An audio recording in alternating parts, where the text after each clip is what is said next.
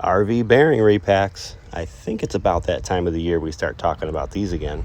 That way we can have all the naysayers saying that you just use this Zerk fitting right here and, pump your drums full of grease.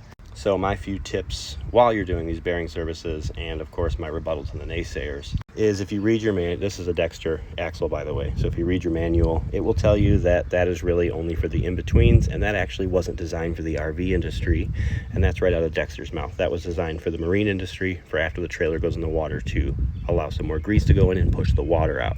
It was never designed for your bearing service. But the other reason why you actually need to pull this apart and repack the bearings and service them is one, so you can inspect your brakes. So that is one thing that you're going to want to do, is inspect your brakes, make sure that they're still there for one and they haven't disintegrated, but also for your rear seal here. Now your rear seal is spinning around this shaft, so over time it is going to wear out, and that is what will allow grease to move into your brake drum, rendering your brakes useless.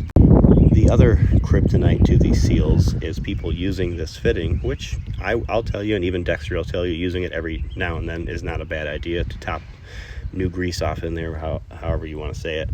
But the power grease guns, the electric grease guns, will blow these seals out, especially if you're not using the Zerk fitting the right way, because you have to turn the wheel while you're doing it. Hand-powered grease guns only. A few more unspoken tips most people don't talk about is with the bearings themselves, i.e. these guys right here. You never want to drop them. If you drop them, they're done. They're useless. If you drop them on pavement, don't put them back in there. If you change the bearing, you do need to change the race inside the drum as well.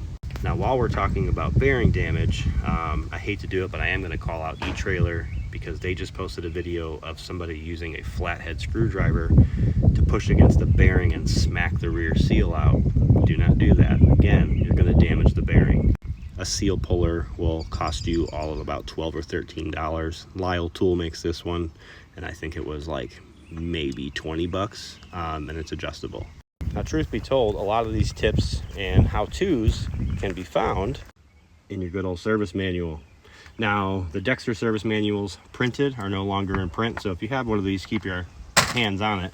But they're all available online, with some updates as well, because there's been some revisions since the printed version. So stop listening to your drunk uncle who just tells you that you can use the Zerk fitting and that's all you ever have to do, because I've seen plenty of failures from that and that alone.